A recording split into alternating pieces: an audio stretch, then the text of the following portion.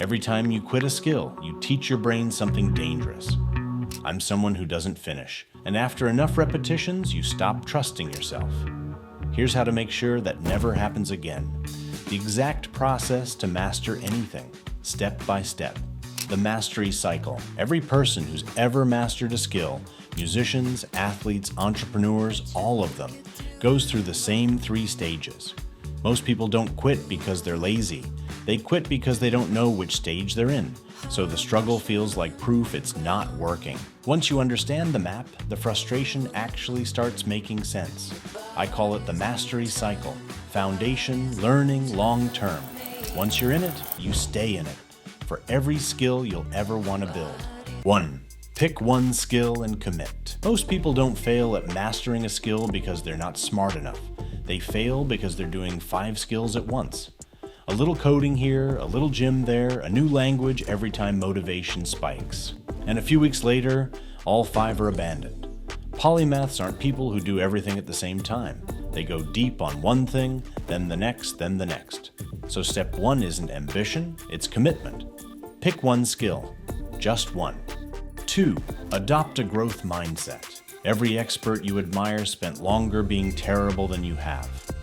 Kobe Bryant wasn't the most talented player in every gym he walked into as a teenager. He became known for something else, practicing the fundamentals relentlessly, long after everyone else had stopped and gone home. That's the part nobody shows you. The years of being bad, on purpose, in front of no one. Talent isn't the variable.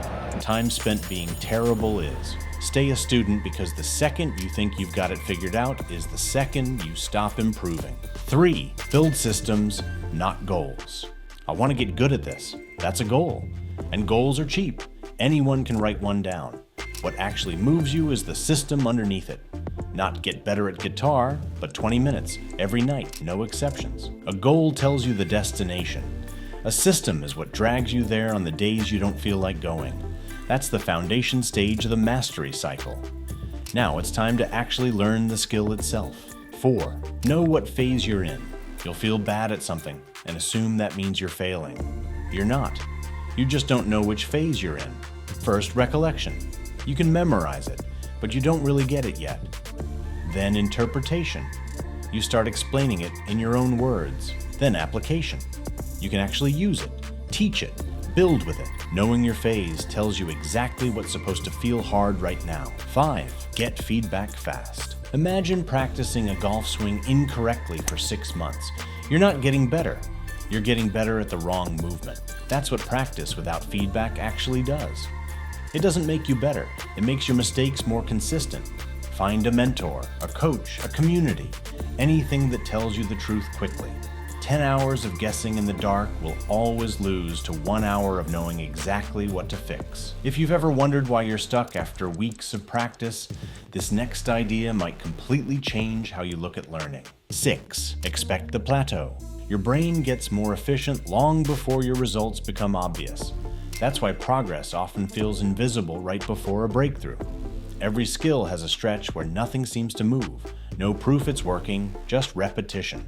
This is what separates the people who make it from the people who don't.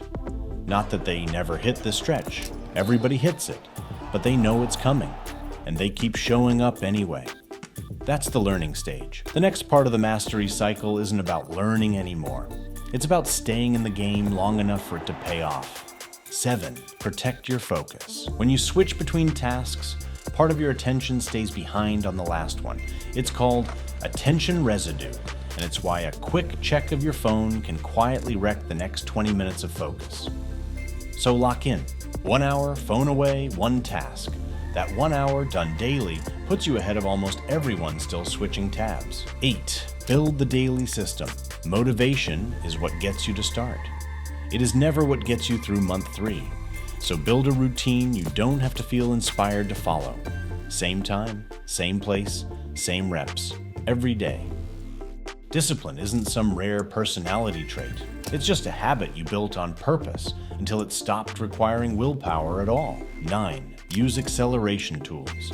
Today, you don't have to spend 3 hours confused over one concept. Tools like ChatGPT can explain it in 5 different ways until it finally clicks. Add in active recall instead of just rereading, and spaced repetition instead of cramming once and forgetting. None of this replaces the work. It just means the same effort gets you there faster. 10. Share the journey. Isolation slows everything down. The moment you start sharing what you're learning, even badly, even before you're any good, you gain accountability, feedback, and people who push you further than you'd push yourself alone.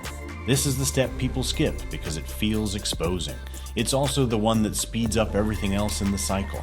Every expert you admire once stood exactly where you are now, frustrated, inconsistent, wondering if they were making any progress. The difference wasn't talent. They stayed long enough for the invisible work to become visible results. That's the mastery cycle. Now you know the map. If this helped, subscribe. That's the best way to keep this stuff coming.